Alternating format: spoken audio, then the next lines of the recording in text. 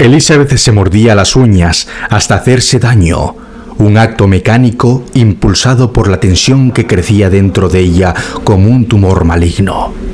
Sentía el sudor frío recorrer su espalda bajo el elegante vestido negro que eligió precisamente para aquella noche, una noche de belleza y horror en perfecta comunión.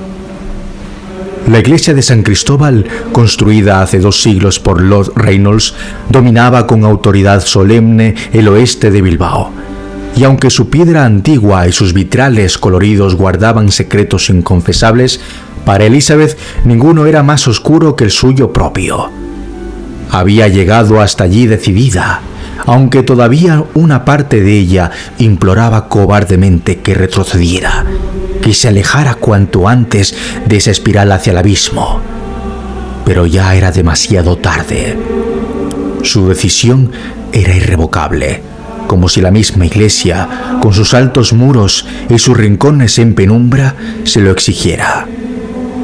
Desde su asiento, situado discretamente en la parte izquierda, Elizabeth escuchaba distraídamente las notas de la orquesta dirigida por el célebre compositor italiano Torretti de Lázaro. La música fluía, elegante y suave, en cruel contraste con la tormenta que rugía en su interior. A su alrededor, los asistentes sonreían, charlaban animadamente, ajenos al caos que se desataba en el alma de una joven que podría haber sido cualquiera de ellos. Sus pensamientos, agitados y turbulentos, viajaron inevitablemente hacia Greta, su hermana mayor, siempre perfecta, siempre inalcanzable, siempre recordándole sus errores y fracasos. Elizabeth sintió como el resentimiento se mezclaba con la culpa. Greta nunca había entendido, nunca había visto más allá de la superficie brillante de su propia vida perfecta. Pero la voz volvió, insistente, venenosa. No era la voz de Greta, ni tampoco la suya propia. Era otra cosa, algo oscuro y profundo que brotaba desde un rincón desconocido de su mente. Son todos hijos del demonio, Elizabeth. Todos forman parte de la maldita élite. Un escalofrío le recorrió la columna vertebral cuando escuchó la voz áspera y autoritaria resonando desde el pequeño auricular oculto entre los mechones de su cabello ondulado. ¿A qué esperas? ¿Es ahora o nunca? Este es tu gran momento, campeona. Disfrútalo.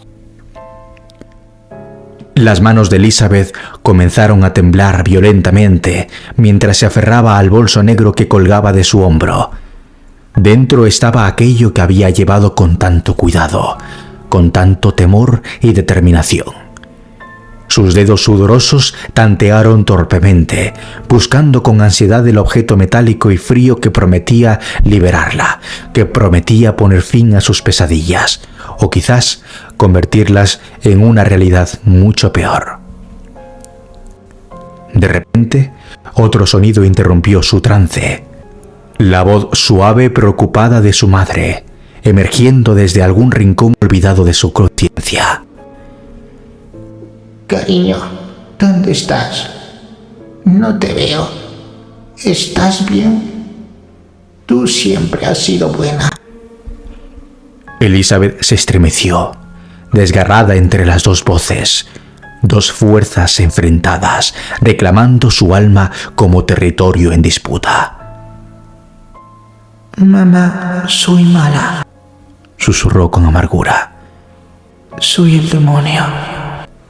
La voz autoritaria volvió a escupir órdenes con desprecio.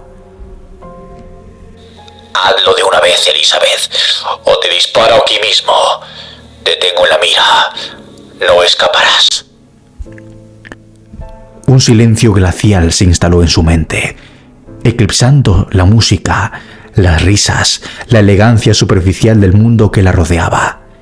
Elizabeth respiró hondo, apretando aún más el frío metal dentro de su bolso, decidida finalmente a cruzar la línea que separaba la pesadilla de la realidad.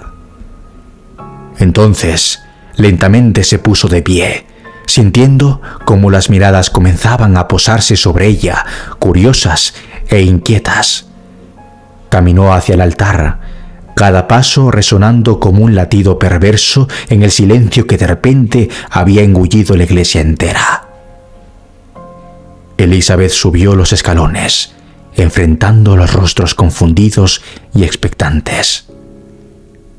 Se detuvo frente al micrófono, sacando con firmeza el arma del bolso, apuntándola hacia su hermana. «Este es el fin», susurró con una sonrisa quebrada, mirando fijamente a Greta en primera fila. Para ti y para todos. La gente, asustada y sorprendida, no sabía cómo reaccionar ante esa situación. Atónitos, algunos gritaron, otros intentaban escapar restregándose ligeramente por el suelo. La orquesta paró de tocar y dio paso a un tétrico silencio de ambiente.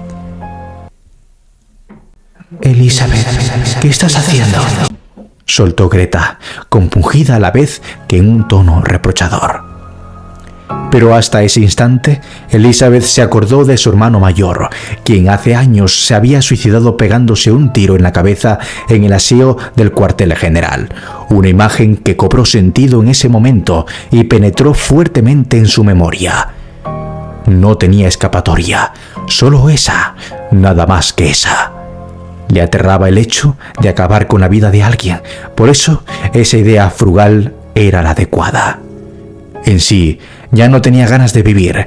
Se había acabado todo para ella desde el momento en que su marido la metió en ese tremendo problemón.